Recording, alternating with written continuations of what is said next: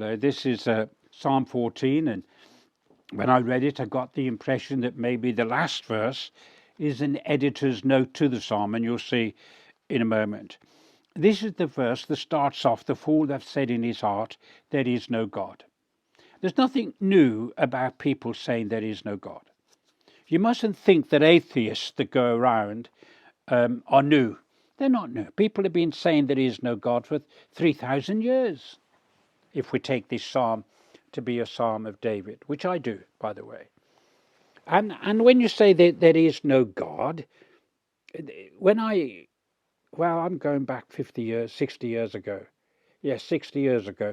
I was aware that it was the philosophers of the world who were saying there is no God. And to every philosopher that was saying there is no God, there was another philosopher that was saying they were wrong, there is a God.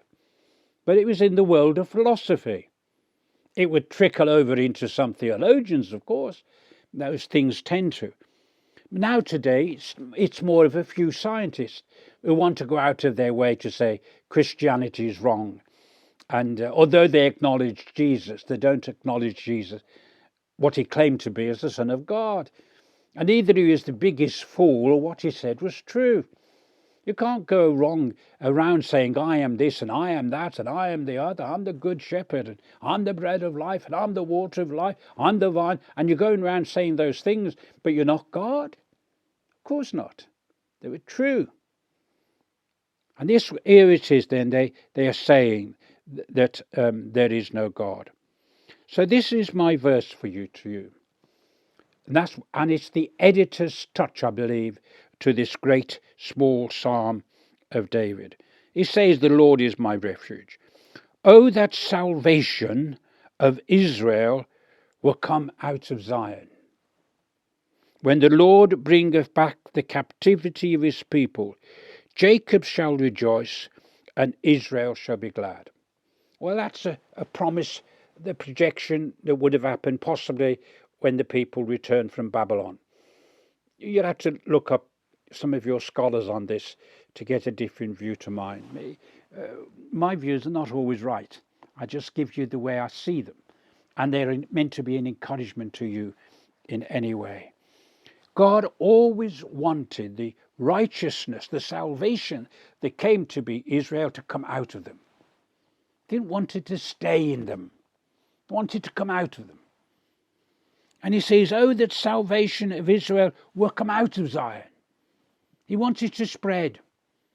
He wants it to linger in the fields and the valleys and the mountains and the hills and the rivers where people were.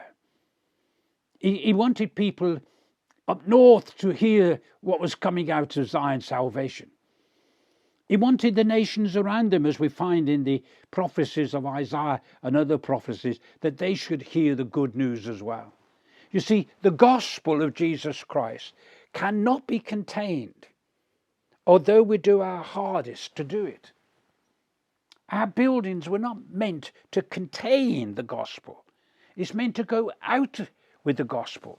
So this is a powerful verse for today. When the Lord bringeth back the captivity of his people Jacob. Now, Jacob, fancy having the God of Jacob on your side. Of all the patriarchs, I want as my God is the God of Jacob, because he made a lot of mistakes, and I make them. And then it says of Israel, and Jacob became Israel, the 12 tribes. The one man became 12 tribes, 12 nations. Out of this man who has struggled all his life. And then when he's given the name Israel, which means struggling, in the nation it continues to struggle. That is my God, that is his God. I'm a struggler. But I also want to go out of the buildings, tens of thousands of buildings. I don't want the light to remain inside Zion. I want it to flow out of Zion, to be a light unto the Gentiles. The boy in his Bible. And in this one, there's 7 verses. You can read it and mark it up yourself. Bye for now.